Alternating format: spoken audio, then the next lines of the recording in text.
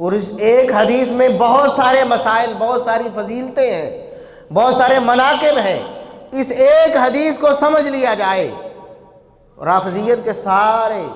اشکالات ختم ہو جاتے ہیں، اور خصوصاً نیم رافضیت جو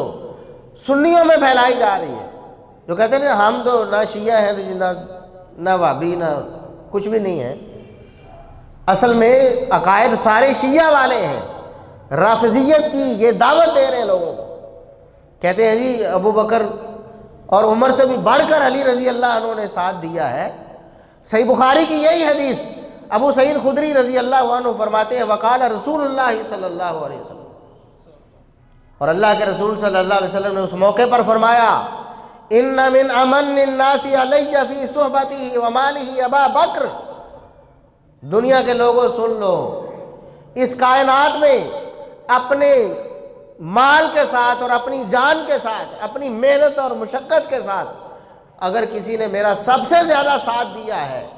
اگر کسی نے سب سے زیادہ احسانات کیے ہیں مجھ محمد رسول اللہ صلی اللہ علیہ وسلم کے اوپر، تو وہ ابو بکر ہے۔ نبی کریم صلی اللہ علیہ وسلم تو یہ اعلان کر کے گئے ہیں، اپنی امت کو بتا کے گئے ہیں، اور کسی ایک آدھ بندے کو نہیں بتایا، خطبہ دیا ہے، منبر پر بیٹھے ہیں اور ارشاد فرمایا ہے کہ ان من من الناس علی فی صحبتہ ومالہ ابا بکر، کہ اپنے ساتھ،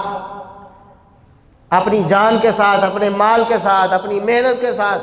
اپنی خدمات کے ساتھ، اپنے کارناموں کے ساتھ سب سے زیادہ میرے اوپر کسی نے احسان کیے ہیں، سب سے زیادہ اگر اسلام کی کسی نے خدمت کی ہے تو وہ ابو بکر ہے رضی اللہ تعالی عنہ۔